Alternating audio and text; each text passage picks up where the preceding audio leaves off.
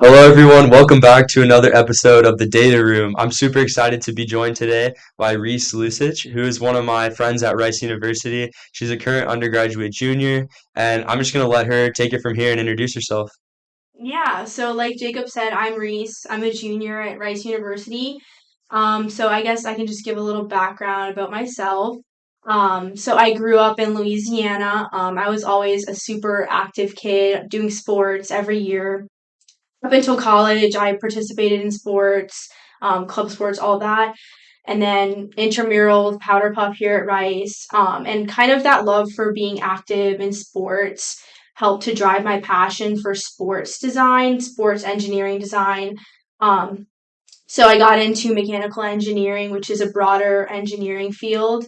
And I also pursued the engineering design minor here at Rice. So I thought doing mechanical engineering, doing engineering design, participating in all these sports would kind of help me to further my passion in the sports design field. And I've had multiple internships with sports design. Actually, all of my internships have been in sports design. And actually, this coming summer, I'm going to be working at Nike. So hopefully, in the future, I can continue with Nike. That is the dream job. But yeah, I'm really excited. Awesome. So let's get right into it. The first question is, why did you agree to come on this podcast? Um, Honestly, I thought it would be interesting. I thought it would be an interesting conversation. I know that I was in entrepreneurship like Jacob, and then I stopped being in entrepreneurship, and I kind of admire your passion for entrepreneurship, to be honest. So I just thought it would be a really great conversation, a lot of different viewpoints going on. So yeah. Yeah, so let's kind of go off that a little bit. You mentioned you were in entrepreneurship. What kind of happened with that whole situation?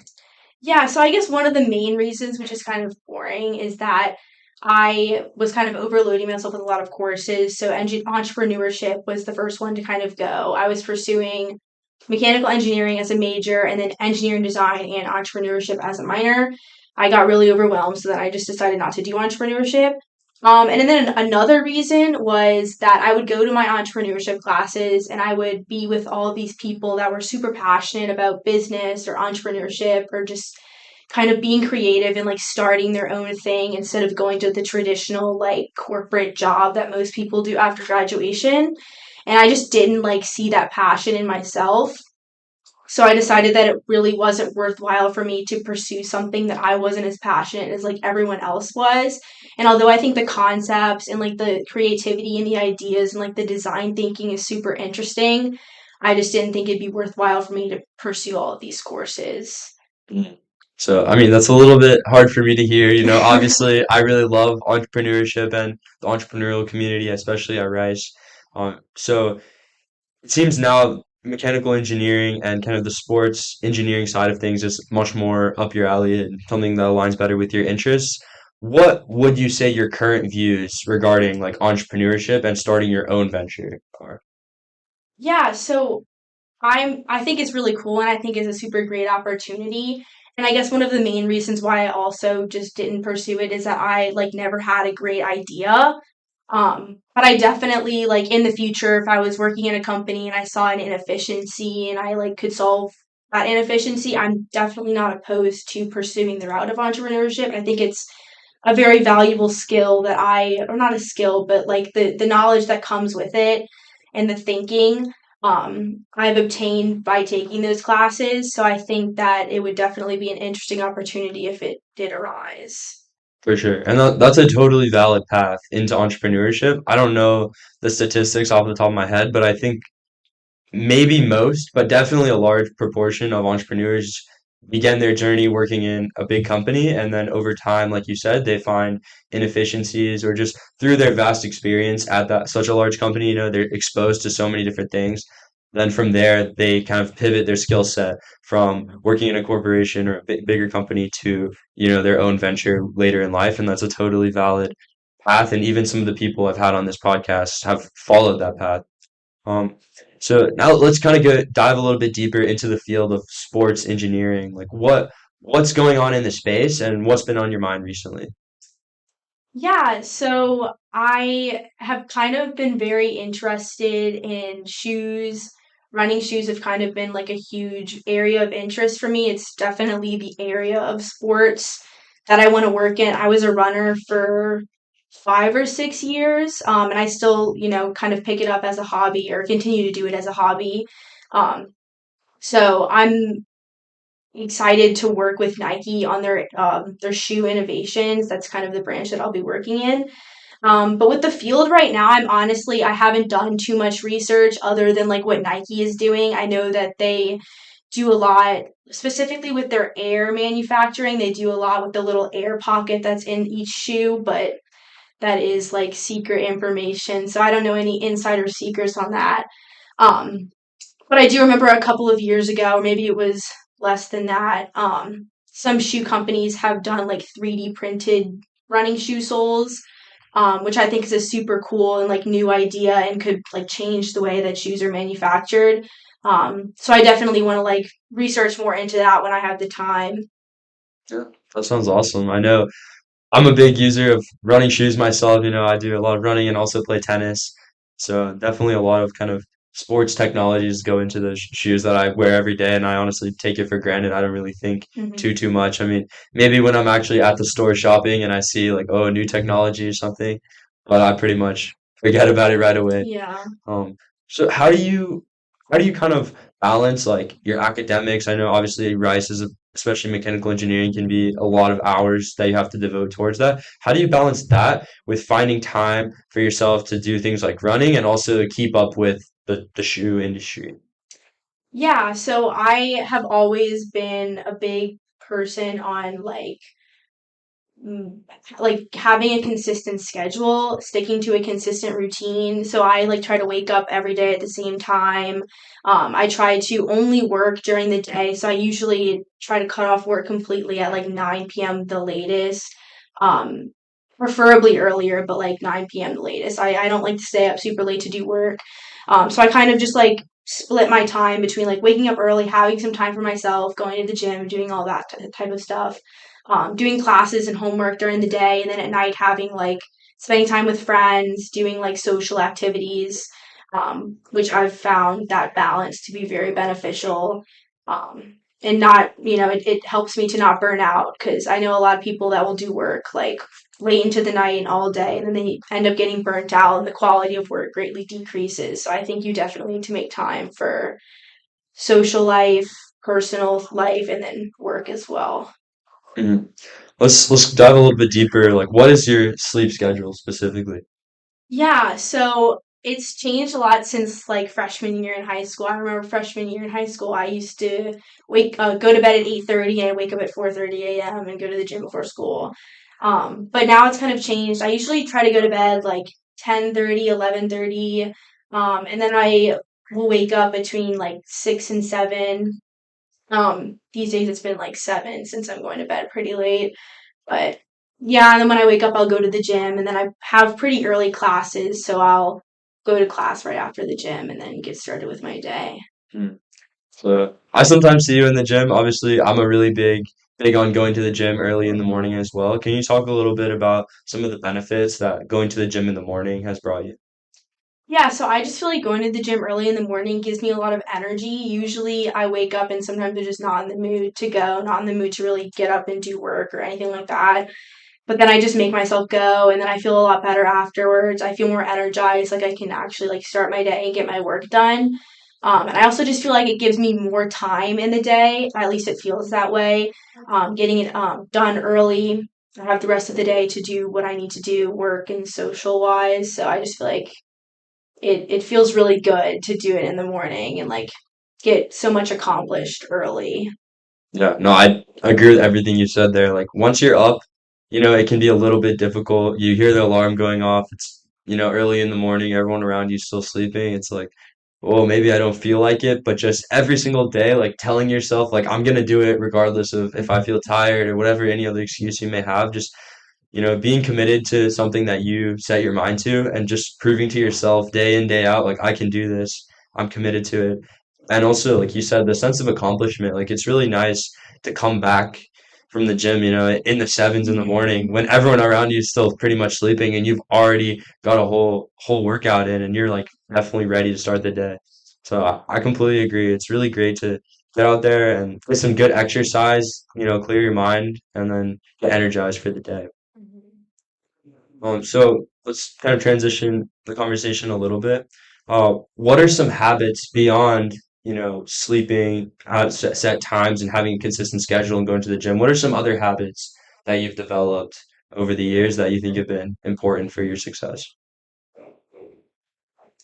Yeah, so I would say, even though this is kind of a small thing and maybe it seems like kind of obvious, especially in college, I would say making sure that you eat like 3 meals a day and snacks is like a habit that I've tried to like continue to do while in college because it's pretty easy to just like lose track of time or not have time to like go get food. So I think making that like habit and a priority has been really good for like both physical and mental health.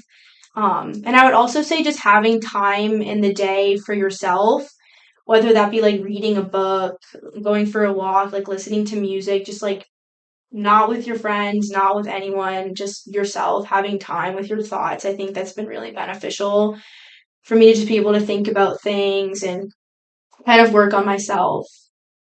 Yeah. And so when you are taking those walks and taking that time to yourself, what kind of things do you generally think about? Usually it's kind of a lot of different things. It kind of just depends on the day. So if I've had like a stressful day and I'm feeling really overwhelmed, and I go take a walk, I kind of just try to like digest what I need to do, make like a mental list. Sometimes I'll just like observe what's around me and kind of just be mindful, like in the moment. That's kind of helped a lot to like make me less stressed when I'm like really stressed about school. I'll try to like think about other things and calm myself down. Sometimes I'll like just listen to music and not really even think about much of anything, just kind of listen to the lyrics. Yeah. Yeah, no, I take a lot of walks around Rice as well. It's definitely a beautiful place to walk Hmm. around, and especially when it's cool outside, like Rice is just an Yeah. absolutely beautiful place to In the be. spring, it's really It's nice. it's it's really nice and it's really refreshing just to kind of just take in like the buildings and just the sense of accomplishment and like learning and excellence, that's Hmm. that's going on everywhere you look. It's a really Hmm. nice environment to be in. And I definitely agree, like just getting outside and walking around, it seems like pretty simple to do, but it can have a really big impact on how you feel. Like earlier in this semester, I was like pretty sick and I wasn't able to go to class for a while. But even though I pretty much just wanted to lay in bed all day, like I would force myself to get up and just go for a walk for a bit. And every time I did, I would just feel a lot better. It's Hmm. it's really like rejuvenating to be Yeah, outside. it is. So we've talked kind of a lot about habits in your routine. Let's kind of shift away from that. What would you say are some of your main goals that you're focusing on right now? Yeah, so as I'm kind of closing in on my time at college, as I'm like a graduate, not graduating, well, I'm a rising senior. Um, I'm kind of just thinking about like next steps, what I want to do after graduation, where I might want to live, um, things like that. Uh, yeah, kind of just like what I want to do with my future and what that's going to look like for me. Um, yeah. Yeah, well, and as you contemplate these really kind of big decisions in your life, like what kinds of where do you what do you go to help you arrive at conclusions? I will typically talk to like a friend or a family member um, who may have like more knowledge than me or even just like can help guide me. Um, I don't really like solving life-changing problems alone. Life-changing meaning like what I'm going to do after graduation or something like that. Because I feel like I just get super overwhelmed with it. So I feel like I need to like kind of bounce ideas back and forth, talk to other people, get other people's input, that like have or that mean a lot to me and that are really close to me. Mhm. Yeah, it's definitely really important to have a network of people around you that you can go to for advice and support, especially in your position as you're definitely kind of facing some big decisions coming up. And I think my kind of like take on it is definitely it's very important to talk to your network, but I would also say it's really important to think about your priorities. Mhm. Like what are your priorities and where do you need to be? Where do you need to be working? Like, what kind of city do you need to live in to help you best achieve those priorities? And it sounds like your main priority is trying to work at Nike in the shoe development. Yes, yeah, definitely. Awesome. And how long would you say you've had that goal and have been like actively working towards that goal? Yeah, so I've kind of been working toward it since freshman year or the end of freshman year of college. So kind of how I stumbled upon this whole Nike and sports design with shoes and such. I was like looking on LinkedIn at Rice grads and like design engineering because I knew I wanted to do something with design. And I saw somebody that worked at Nike. And I was just like shocked that Nike had like engineers. For some reason, that just never like occurred to me as a freshman. So I messaged her and we've kind of been in touch ever since. She connected me with the people that I interviewed with in the fall. She kind of helped me get my past two internships. I guess kind of was a mentor to me. Gave me a lot of really great advice and a lot of great input and knowledge into that whole area of work. So I'm really grateful that I did that. And yeah, like I said, kind of at the beginning, I've had different sports design internships every year of college. So, summer after freshman year, I worked with a small running shoe company that's actually in Oregon, like Nike. Um, it was like a nonprofit. So it was really great working with them. And then this past summer, I worked at a company in Houston that specializes in football helmets. So that was also a really cool and different experience. But I think this experience this past summer has made me realize that I definitely want to work in the shoe area of the sports design field. Awesome. So one of the things I kind of want to go back to is you said you found this person that kind of became your mentor Mhm. over time. And I mean, I'll acknowledge part of that, part of meeting them is definitely like kind of chance, like you happen to be in the same place as they did, but also it's not only chance, like a lot of it is the decisions you made and how you communicated with her, how you interacted, and how you kind of intentionally built that relationship. Can you kind of walk us through how you developed that relationship with a mentor and what advice would you have if someone else out there wanted to kind of find a mentor in their space? Yeah, so kind of what I did, like I said before, I searched like my university, so Rice University, and then the field that I was interested in, so design engineering, and then I found somebody who worked at a company that I thought was cool. And when I messaged her, I don't remember the exact message, but it was something like, "Hey, I'm super interested in like being a design engineer at Nike." It was kind of short, a short message. Um, do you have time to talk on Zoom sometime this week? Because everything was on Zoom. And then she responded, we talked on Zoom and I was kind of just asking her questions and like advice. Because it was towards the end of freshman year, so I kind of really didn't know what I wanted to do. So I was like, oh, like what did you do after freshman year? Like what helped you get to where you are right now? And she gave me the contact of one of the sports management professors at Rice that helped her get her internships over the summer. So I met with him, reached out to him. I gave him her name and said that she like referred me. I had a meeting with him, and then he ended up getting me the internships from the past two summers. Um, and I would email him a few times throughout the school years just to check in and say, hey, like I'm still interested in an internship. Have you found anything? Because he would like look and reach out to people and stuff. So I would kind of just keep messaging him just to make sure I wasn't like lost because he does a lot of like internship recruiting. And same thing with her, the girl that works at Nike. I would kind of message her a few times a year and like update her on like how my internship search was going. And then when it came around to like fall semester, which was last semester, I was kind of more serious about like, hey, I really want to get in with Nike. Like, what do I need to do? Um, so yeah, I kind of just tried to make it more. She's a younger employee at Nike. I think she graduated like only 5 years ago, so it was more of like a friend type of vibe.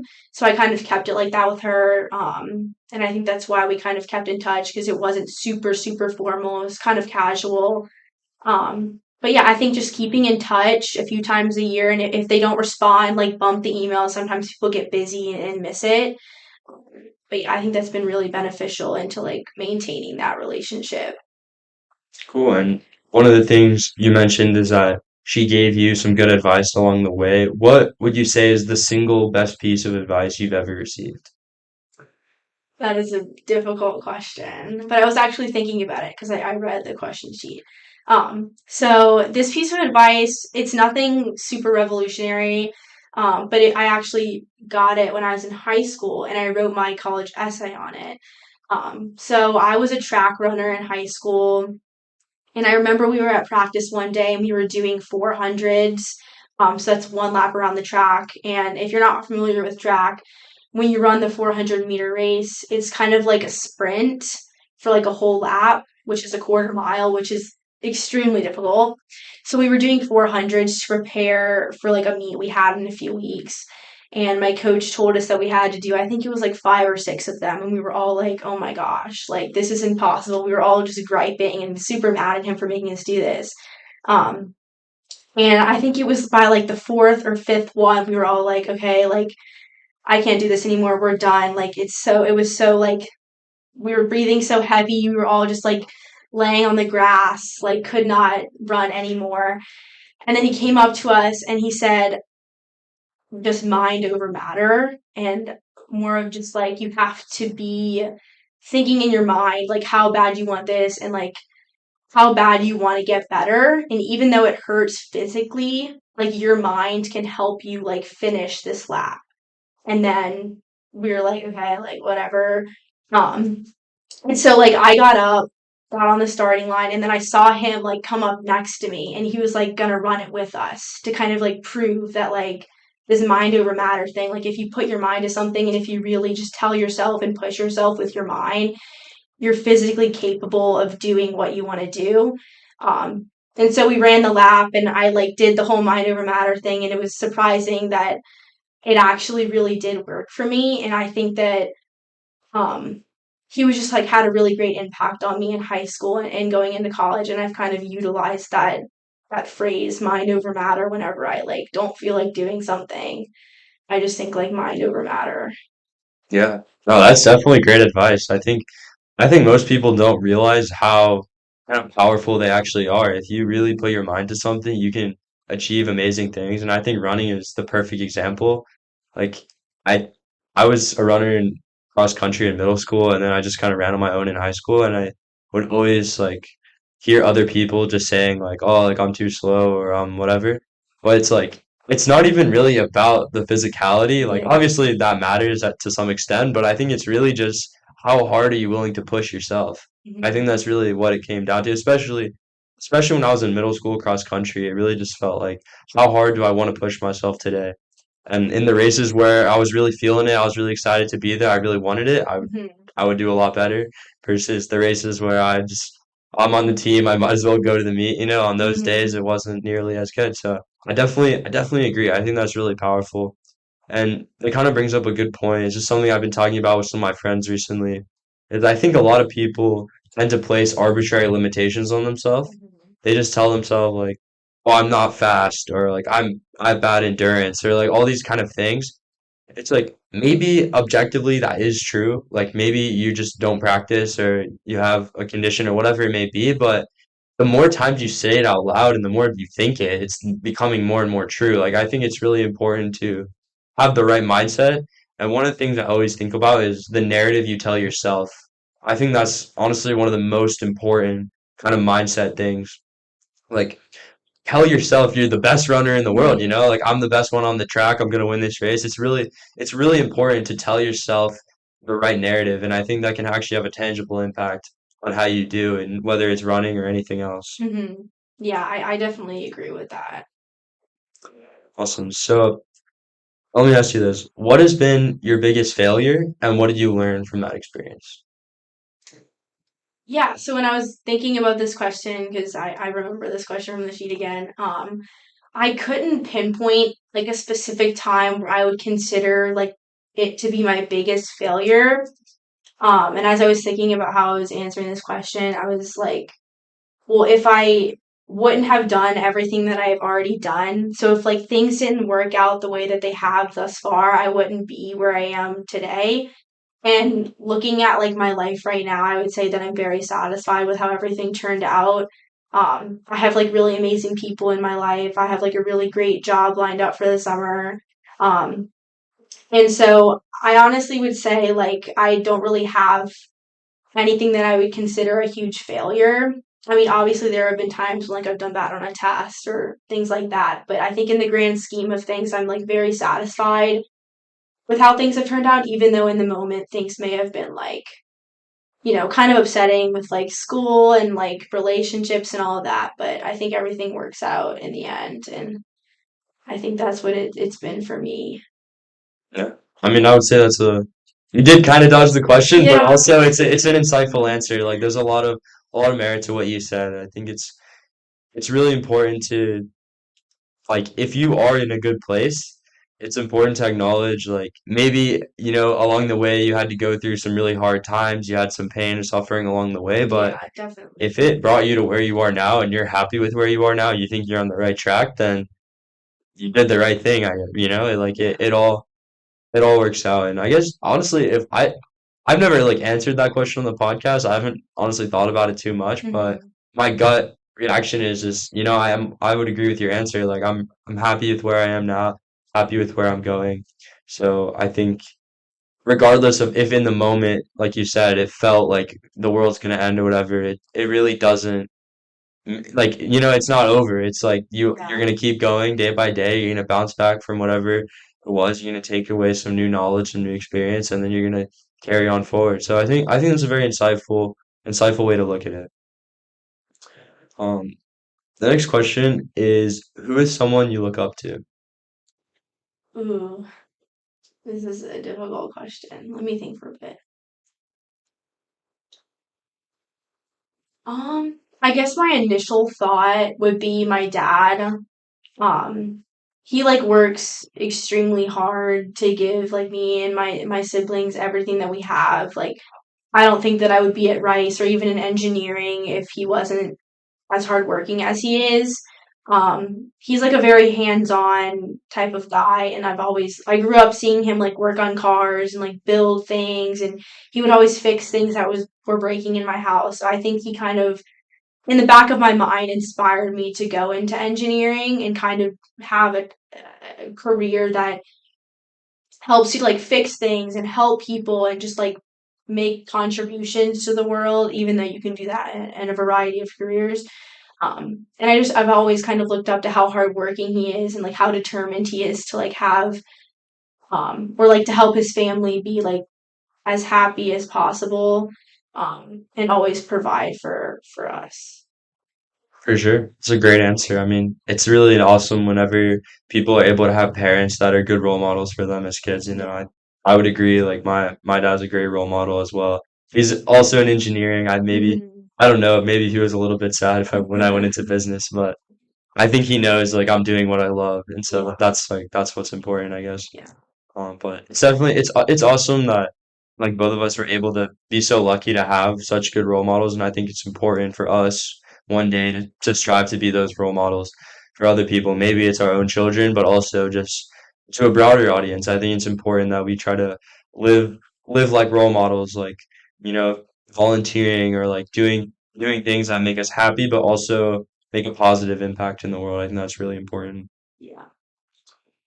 So the next question is, how have you changed the most in the last 1 year and then the last 5 years? And you can answer either order. I guess I'll just start with the last 5 years. So my freshman year of college was really rough for me. I like did not enjoy college. I didn't like Rice. I remember like a month in, I would call my parents and I would be like, I just want to transfer. I wanted to go to LSU where all my friends go. I was not having a good time, and partially that could have been due to the fact that I came to college during COVID. So I just was having a really hard time making friends and meeting people because I didn't know anyone in Houston or at Rice. No one from my high school went here. Like no one from where I live went here. So I was just kind of lost and alone. Um, but I eventually became pretty good friends with my freshman year roommate. And then I met a lot of people through her. And then after freshman year, sophomore year, I kind of started putting myself out there more. So I became more involved in activities at Rice. So TAing for classes, trying to like find people in classes to do study groups with, really making an effort to like meet people that have similar interests as me. Um, so yeah, I would say that over the past 5 years, I've definitely come out of my shell a lot. I was super shy coming to college, very like anxious and not super confident in myself. And while some of those things are still a little bit present, I think that compared to 5 years ago, I've gotten a lot better. I'm more outgoing, less, or I'm more confident. I'm more like willing to go up and talk to people. I'm not as shy as I used to be, which feels really great. Um, and then in the past 1 year, I would say, oh, I think I'm more sure of what I want my future to look like. So I would say in the last year, I was like pretty overwhelmed with everything that was going on in school and super worried about like what I wanted to do with my future. I was worried about not getting like my dream internship. Just kind of worried how that would look for me. And then now I feel like I just have a clearer view of it. And maybe that's just because a lot of things have happened since then and it's less of a change in myself. Or maybe it's just I'm more okay with the uncertainty. Um, but yeah, I feel like I have a clearer view of what I want the next few years to look like. Yeah, I think I would definitely agree in the last year or so, as I've just been exposed to more things in college, talked to more people in fields that I'm interested in. I think I've kind of been able to get a, I mean, I always knew what I want to do long term, but like more shorter term, I think it's helping definitely helped me get a clearer picture of what that could actually look like. But I want to get back to something you said. Like you said you used to be more on the shy side and now you've kind of grown out of that shell. What advice would you have to other people who maybe shy, feel like they have a hard time meeting new people? Yeah, so I guess I would say like it's going to be super uncomfortable and you just kind of have to deal with it. Like there's really no way for you to get around that like very uncomfortable feeling of like having to go talk to someone, knowing that like when you talk to them, you might be friends with them or they might like help you make friends or like connect you to people. Like I definitely didn't want to do it, but I did it regardless because I knew that like I would reap benefits in the future, even if they didn't become my best friend or they couldn't like I wasn't introduced to their friends. It's just like kind of experience with talking to people, and I think that's really valuable in college and beyond. Um, but I will say I still struggle with it every now and then. Like it doesn't fully go away, and maybe it will for some people, but it definitely hasn't for me. I just have found better ways to deal with it and just kind of push through the discomfort and kind of push myself past that feeling in order to like, you know, be able to meet new people and like have new experiences. Yeah. Well, and I would also add, every time you push yourself out of that comfort zone, it gets easier the next time, right? It's like you're Yeah, kind of definitely. training yourself. Yeah. Definitely. I would, I like a lot what you said. Like, I've had it's kind of a similar experience, like with the podcast. I don't really feel like I'm like shy to talk to people, but I just know that when I ask a random person, do you want to come on the podcast? Like, they're probably going to say no. And I know that going into it. And it doesn't really like deter me or anything. I still want to ask because Mhm. just at the chance they say yes, but I kind of understand that feeling of like you kind of are a little bit hesitant to go up to people, and then you just Yeah. have to say, you know what, I'm just gonna do it regardless, and just go out there. And again, like the more you do that, the more you get comfortable with it, and even the more you get comfortable with hearing no, it can really help your confidence going forward. Yeah, definitely. All right, so now I want to bring up this question. This is now the third episode where I've asked this question, but it comes from Peter Thiel in Zero to One, and I've kind of given a background about Peter Thiel to my viewers in the other episodes, and I gave you a brief overview of who Yeah. he is before this episode. Um, but so the question is, what is an important truth that you agree with that most people disagree with? So I was thinking about this earlier and I feel like I'm still like, oh, let's see. An important truth. So the first thing that popped into my mind, and this might be skirting around the question, or it might not even be answering the question, but this is just what I've thought of. So I'll just say that because I can't think of anything else right now. Um, so I feel like maybe this only applies to Rice, but I feel like it could be applied to a broader area. So a lot of people at Rice are always like super busy, and it's like a popular thing to be busy all the time. So I guess I would say that the truth that I'm speaking of is like busyness. So I guess maybe it's the people that I surround myself with. I always feel like if I'm not busy, like they're judging me, or not necessarily judging me, but like there's something wrong. Like I should be busy all the time because if I'm busy all the time, that means I'm going to do really well in school, and that means that I'm going to get a really good job or get into like grad school or whatever. Um, so I think people have put like this like kind of just like I don't know the word, like make busyness seem like a really great thing and that it's like super beneficial and like you'll be successful if you're always busy. And I really don't agree with that. I think that if you're busy all the time, you don't really have time to make social connections. You don't have time to focus on like your happiness or your mental health.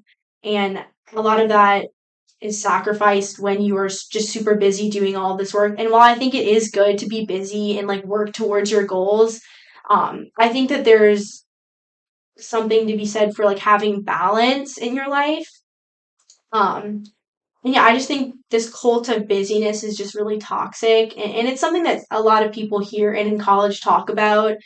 Um, but yeah, I just think that even working in like the corporate world, a lot of jobs will work like 80 hours a week. And while I see that there is benefit to that and like supporting your family, and like some jobs are just more taxing and time consuming, I think that there needs to be a sort of balance in that aspect.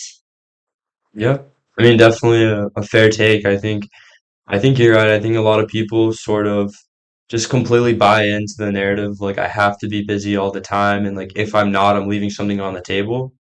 And Yeah. honestly, like in some sense, like you acknowledge that is kind of true. Like you could always devote more time pretty much to your goals. Like you could Yeah. always spend an extra 30 minutes studying, you can always sacrifice another 30 minutes of sleep. Like you can always do a little bit more here and there, right? But at some point, like it's important to realize like we're humans, we have limitations, Mhm. and we also have other things that are really important to fulfill us beyond just our goal. And like you said, like spending time with friends, family, taking time to enjoy a meal or enjoy a holiday, like whatever it may be, like I think it's definitely really important sometimes to step away from the work and kind of recharge, focus on other aspects of your life.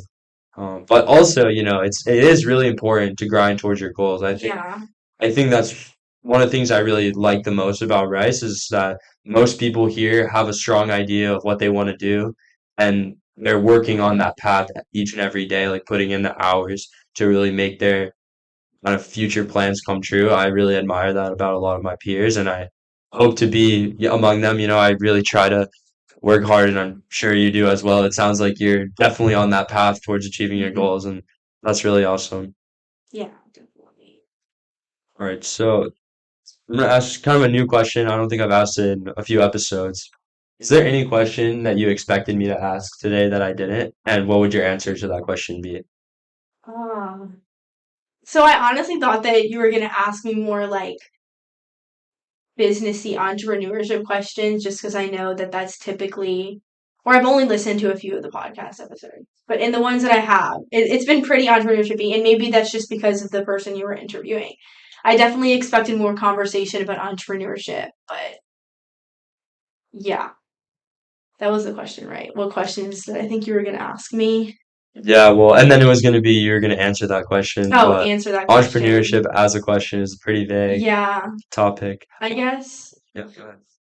I don't know if there's any specific questions. Yeah, I think just in the category of like business entrepreneurship, because I know y'all talk about that a lot too, because it's like a passion. So I definitely expected more of those.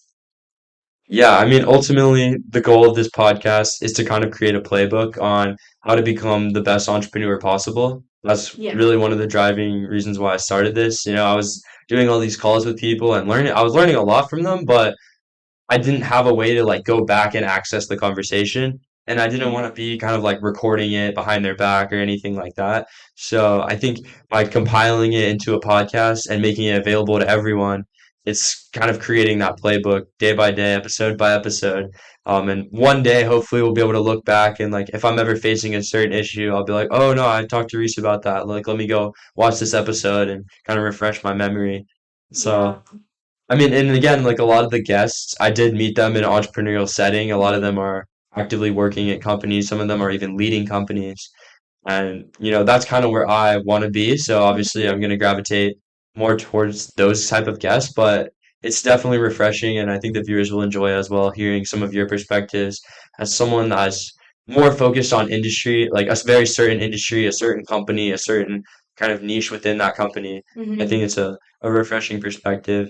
And like you said, like we talked about a little bit before, like that doesn't mean you're closed off from entrepreneurship by any means. If you ever want to pursue your own venture later, like you can definitely pivot some of the experience you get at Nike and maybe wherever else you end up to pivot that into your own venture. Maybe one day you'll make your own shoe company. Yeah.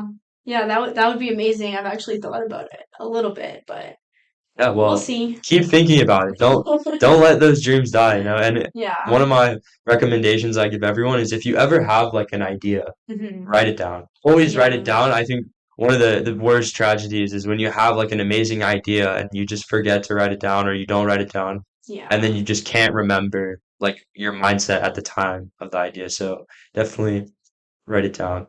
Yeah, definitely. All right, so we're almost out of time. So I'm gonna ask you kind of the last two questions. The first of those is what is something you want to tell me personally?